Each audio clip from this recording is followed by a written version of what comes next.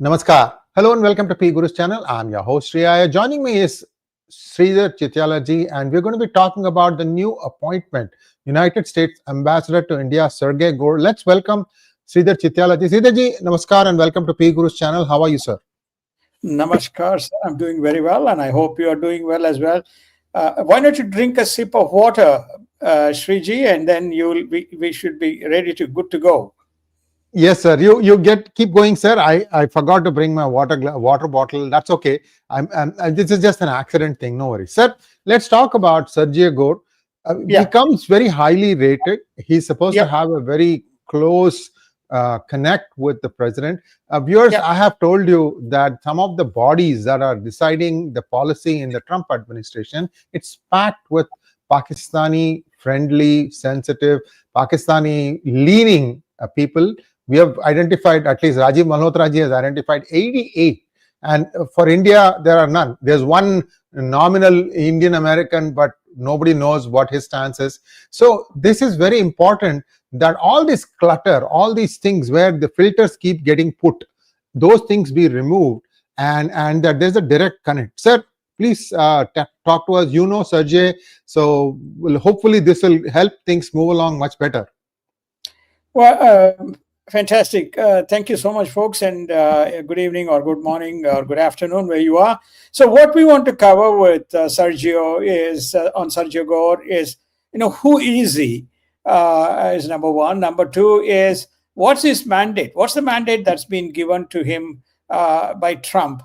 And what are some of his own kind of connectivity within the Republican Party and many members of the administration within the current setup?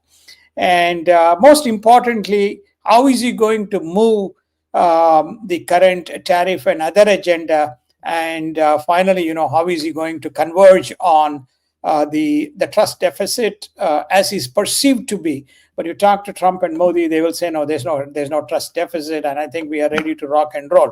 But always, everything boils down to when the deal is cut. When the deal is cut, then we know that things are moving. But so let's kind of, look, let's go through one item after the other. Will Sergio Gor be the new ambassador to strengthen U.S. ties? I use the word that will he be the bridge that bridges the gap between Trump and Modi? My belief is that he is, knowing him, and his kind of general people skills and disposition. Next slide. So who is Sergio Gor? Well, he is the current U.S. ambassador, is now been sworn in, handpicked by Trump. He is known as the Trump's most trusted and go-to man. He played a very significant role during the 2020, post-2020 elections. He was the vice chair or the chairman of the Finance Committee.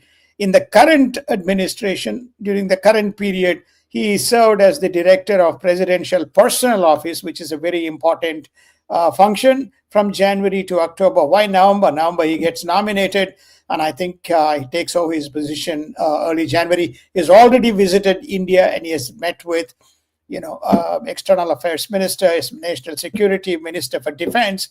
He's also had direct message and direct communication with Prime Minister Modi.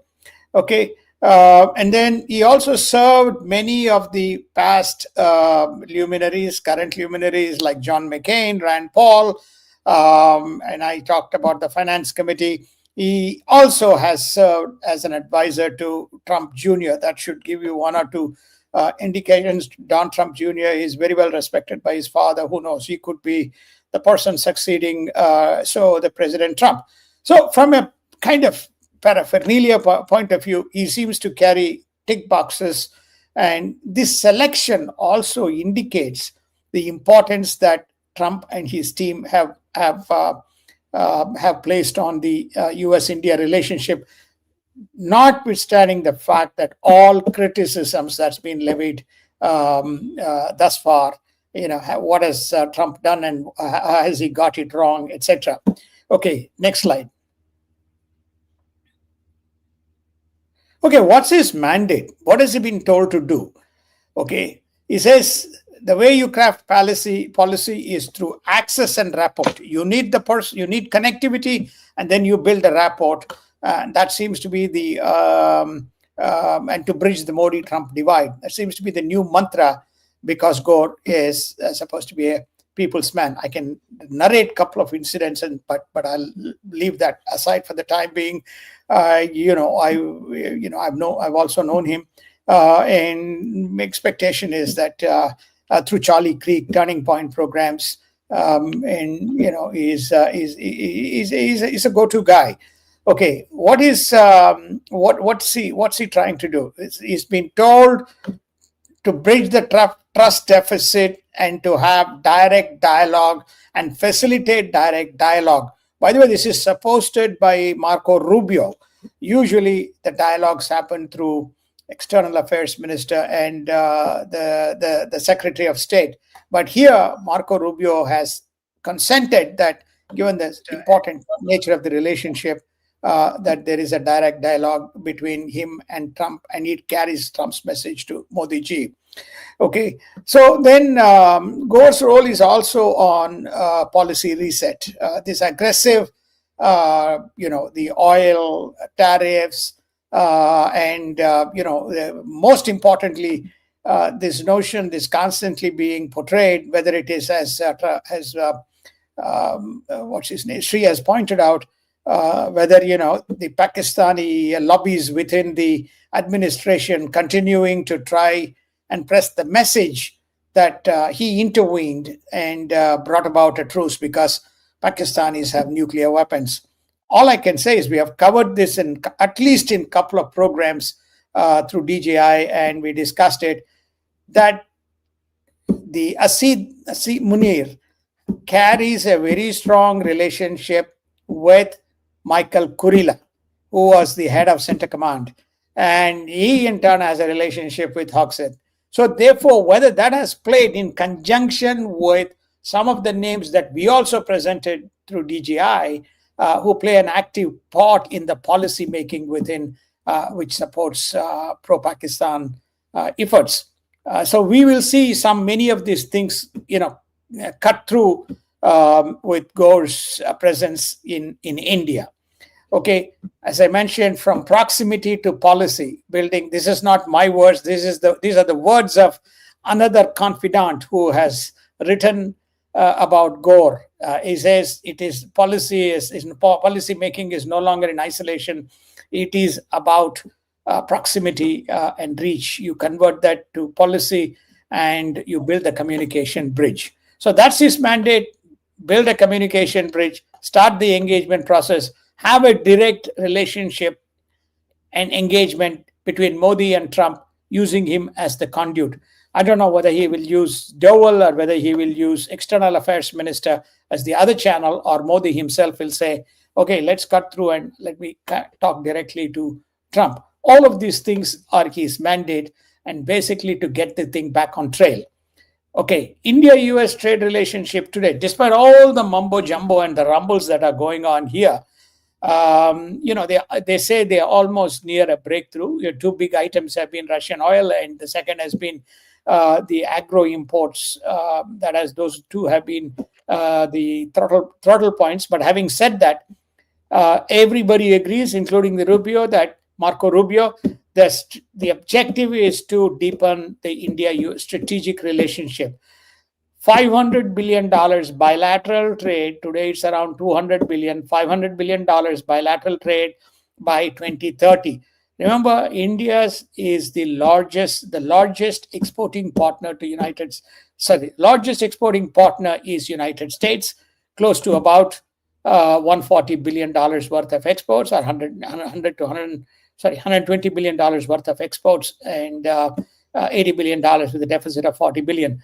And also FDI, United States is the third largest FDI on the markets. I think they're probably the largest direct investor into India. But the other important thought process here is around, in many of the areas like space, defense, energy, there is a much deeper cooperation between India and United States. I think one of the things that we may see again is whether Quad would be resurrected, And then the I2U2 corridor, which commenced and which kind of tapered off. This is India, UAE, and then United States, Israel. That trade corridor, which was commenced, which had commenced with great kind of hype, whether they will reignite that. And then, of course, the trade and security alignment, whether they would go together, because Japan is again is a bridge here. Australia is also a bridge. So whether India, Australia, US, Japan, with the Japanese Prime Minister, former protege of Shinzo Abe, whether that relation will be reenacted. So resurrected. I believe Korea will also come into the picture, which has thus far sat outside. So Korea will come in, and all this is expected as a result of this congenial person whom Trump has nominated to be the conduit sitting in India. Next. Okay, in the swearing-in ceremony that happened less than a few days ago, there were more than 80 representatives from the US present government. That's a reflection of the amount of goodwill and support that Sergio Gor enjoys within the party and administration. It also reaffirms that he's a people's man, his ability to kind of touch and reach people, which is why he was also in the campaign side of President Trump. Rubio, who is the Secretary of State, describes him as an incredible connector of people, and he praises his commitment and energy. And he further goes on to say, that India is a country of 1.5 billion people, and it's crucial in terms of the strategic partnership between the two democracies. And then what does Sergio Gor say? Sergio Gor says he's very excited. Next slide. Gor expected, he's very excited. I'm very much looking forward being in India. He loves Indian food, culture, and hospitality. Is optimistic about closure to the trade negotiations. And he himself, in his words, that India is making a rapid progress in terms of the negotiations from the impasse that it has had due to two tickling issues. And those issues seems to be receding to the background, most notably Russian oil. Okay, so we're all excited, and I believe that a positive change is likely to happen, but we will know in the next 90 days, how this will take shape. But I have a positive disposition towards his appointment, as well as India-US relationships. Thank you so much, sir. One of the important things here is, we know that there were some off-the-cuff remarks, whether it was the Commerce Secretary or Peter Navarro and a few other people. I don't think they themselves wrote these things. Somebody gave a chit and said that this is what you should say, and yeah, let's bash up India. And somehow the thing about this is a cultural disconnect. India remembers these slights, and so there is a certain amount of emotional backlash that I think United States suffered. So somebody like Sergio Gor, who perhaps has origins from Central Asia, may understand these sensitivities a little bit better, and cut through the whole, like you said, cut through the clutter and establish a direct thing where it's a one-on-one. This is what Trump wants. This is what Modi wants. Can we agree or get something going? Because this relationship is far too important for United States more than India. Sergey, more and more revelations about how much of Chinese manufacturing is tied into the defense equipment manufacturing of US is coming out. People are shit scared, sir. The reason is 80 to 90%. 80 to 90% of every defense contractor is relying on Chinese components. Well, it's quite amazing. There's two discoveries. One is this part of it and the consequences for United States. I think we touched on this, but we didn't deep dive. We may not deep dive in this show. We'll probably deep dive in another show. Is some of the equipment coming into some of the what you call electronic components and materials coming from China, somewhere were stamped as made in Korea. And they made its way into the airports. They made its way into through the ports. So all these kinds of deceptive designs that culminated in the trade, has now been picked up by United States. So they do recognize that this has to be fixed. But one important data point: India's exports on mobile phones continues to rise to United States. It has not kind of diminished. It continues to rise. There's a significant amount of Fortune 500 companies located in India, and we're well employed. There's no kind of what you call rationalization of the staff, which is happening in United States in the same companies, like whether it's Amazon or Google, Alphabet, or whether it is Apple, or whether it is Alphabet, and so on and so forth. It's not happening in India. That's one. And the investments continue to flow.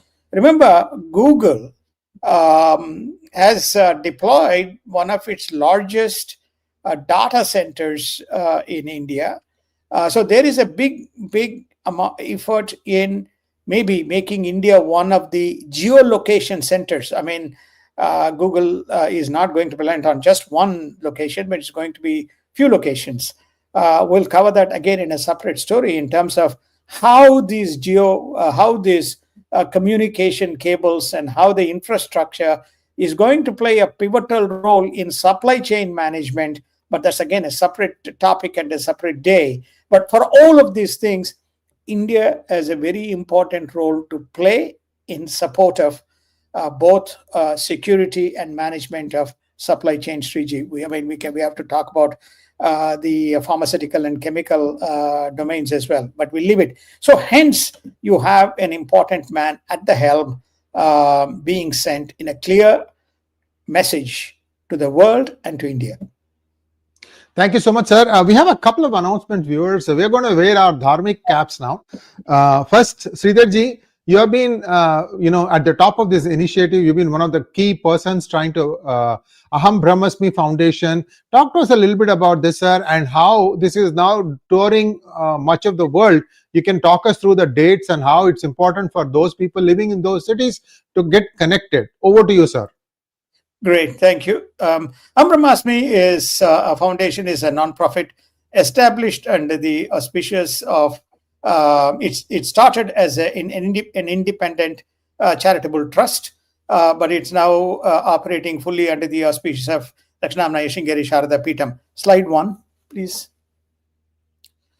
Okay, it is basically located in Sringeri, India, with uses a number of centers both in India and overseas. And what's its mission? Its mission is to spread the timeless wisdom of Sanatana Dharma and Advaita Vedanta through in-person and online programs. It's obviously we've been speaking about why we need to carry this message, how important and relevant it is, within the context of the amount of bashing that takes place both against Sanatana Dharma and on the Advaita Vedanta. I'm not suggesting that everybody, those who want to, there are many facets of Indian philosophy. We are talking about Advaita Vedanta through these efforts. So there are short-term programs, then there's online programs, then there are in-person programs in various locations. So this is the structure of the format. Many eminent scholars have been assembled to construct these programs. Young vidwans who are PhDs and proficient in our Shastras and Vedanta, and who also do this as their daily profession. They teach in universities, they teach in various institutions, they visit and also give lectures in overseas institutions. Is the mechanism or is the framework that is used by Aham Brahmasmi to advocate and propagate the Advaita Vedanta and the mission of Adi Shankara. Next slide. Okay, thus far it started in 2020. It became a more established unit in 2023. It is, as I mentioned, it's located in Sringeri. It's not restricted to adults or elders or knowledgeable. It is the word that is used is seekers, those who want to seek and pursue these Vedanta programs, and those who want to also empower their kids. Self-learning for adults who are not equipped to respond to many of the questions that the children pose. All of these people can attend, so we call them as the seekers. So besides Gita, besides Vedanta, and also for school children, there are courses conducted in specific venues under Samskara Sudha, right? So, and in 10 languages, it's not one language, it's now spreading to multiple languages: Sanskrit, Kannada, Telugu, Tamil, Malayalam, and so on. Some of the even northeastern languages, these programs have been conducted. So there's also podcasts, there's also short reels. So all the techniques that today people use to consume content, the 𝗓𝗏𝗡𝗏 team has done. Many of them are young volunteers who are between 30 to 45. Quite a few of them have onboarded themselves as volunteers to perform various tasks. Quite a few of them have left their jobs, and they probably take 30%, 40%, 50% cuts, and are full-time employed by 𝗓𝗏𝗡𝗏 Foundation and funded by 𝗥𝗘𝗙𝗏 𝗫𝗫 𝗔𝗃𝗻. All these programs are offered free, and so there is no charge. It's only what we call Yathashakti, and more than several 100 programs have been conducted, both India and overseas. Now we will do an Indian version, which is namely to say what are the various cities, but we just wanted to show some of these cities in both in United States and Australia. It got completed in Germany most recently. It got completed in UK. The program wrapped up in Singapore on November 2nd. So there's a number of places these programs are being held. So we are showing you today, if you happen to be in this city, you want to attend the program, you can do so. Next slide. So there is a retreat in Perth, as far as Perth, on 16th of November. It happens between 5 and 9 p.m. The topic is around, introduction to Vedanta and practical Vedanta as it is relevant to your lives. It is going to be held in Linwood in the specific hall that is there, and we will share the link to you. If you are interested in attending, you can do so. It's 5 to 9 p.m. if you happen to be in Perth. Next slide. Then the program shifts to Sydney to 22nd and 23rd. It's a 1 and 2 days event, and it is on what we call the Prakarana Grantha, composed or written by Adi Shankaracharya, and the topic is Viveka Chudamani. So you can look at various aspects of what the Adi Shankaracharya has covered. Many commentaries have been written. So both in Sydney and Melbourne, Viveka Chudamani would be covered. And the next slide. The Melbourne Melbourne I'll come to. Canberra will be on, again, 2 evenings. It is going to be held in the Hindu temple in Flory in Canberra, and this is on Sundarakandam. So it will be over 2 sessions, 6 to 9 p.m. And if you happen to be in Canberra, then please do make it a point to attend if you have time. Next is Melbourne, and we have 2 prominent scholars. One is Dr. Vishwanath, and the other is Dr. 𝗪𝗓𝗍 Pujari. Dr. 𝗪𝗓𝗍 Pujari teaches in Calicut. Dr. Vishwanath ji, who has done his PhD in Valmiki Ramayana from Banaras Hindu University, he advises, consults, and does a lot of work, including on Jyotisha Shastra.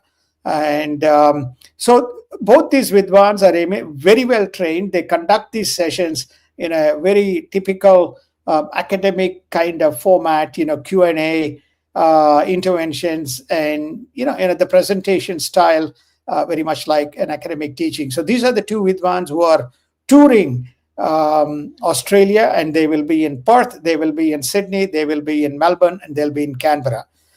There's programs that just concluded in the United States. Next slide. And we have still 2 programs left. The program that is simultaneously happening on 15th and 16th in Tampa, that is also going to be, and you have a very prominent person by name Professor Mahadevan. Professor Mahadevan is from IIM Bangalore. He's very well known, and he extensively teaches on Bhagavad Gita. And then, of course, another young Vidwan, Dr.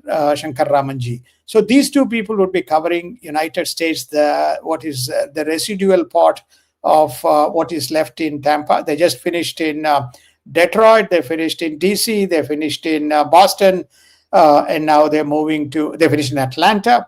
Many of these programs has spurred up a lot of interest. The attendance range from 150 to 200 people attending these programs, which is a very big number for 1.5 days or 2 days for people to come and spend. Definitely generating interest in people trying to seek, learn, understand, and assimilate. Finally, in Houston, that's on 22nd and 23rd of November, which is the next weekend, the program concludes. And that'll be at the Sharda Temple in SVBF South. The Tampa program will be in the Hindu Temple in Tampa. Okay. So I just wanted to share this perspective, and those who have a dharmic interest and those who want to follow Advaita Vedanta, try to follow Aham Brahmasmi Foundation. And if it happens to be in a city near you, see if you can make it. Thank you. Thank you, sir. And viewers, this will be available in the community tab of PGurus channel. So you can get the specific details of where the exact thing is happening, because we went through a lot of slides. Also, viewers, I have a special deal going. If you buy 10 Sengols in the United States, I'm going to give you this Ganesha free. This will be shipped along with the 10 Sengols. And this is a completely laser crafted item. And it's a beautiful, beautiful Ganesha. And I'm just trying to promote the use of Sengol. Those of you who would like to, buy together with 3 or 4 friends, get me one address, buy 10 Sengols, and I'll ship this thing to free. I have few like this. I will keep making these offers once in a while. So jump on this opportunity for people who live in the United States. Thank you so much, sir. We have a lot more to look forward to from Sergio Gor. And he's not just here. He's got a second role also, ambassador to something. I saw that, where he's kind of overlooking a lot of other things. He needs to have his mind clear and good set of advisors, because he's not going to be able to go through every little thing. And let's hope that sanity comes in.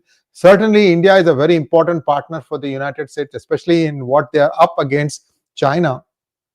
I can't emphasize this enough. Thank you so much, Sridhar ji, and we'll see you again very soon. Namaskar. Namaskar. Any questions, Sriji? No. One question. Hold on. Let's just one question. Just 1 second. Yeah. No, it's actually just an acknowledgement. Thank you, Raghuram, for becoming a member. Today, what happened was we did not get notifications out, and I don't know why these things happen once in a while. Also, Sergio Gor is the special envoy for South and Central Asia. My editor suggests me. So that is his role. He has a lot of things he's wearing a lot of hats, and let's hope that this is going to be something very constructive between the 2 countries. Thank you once again, sir. We have no other questions. Namaskar ji. Thank you. Have a wonderful day.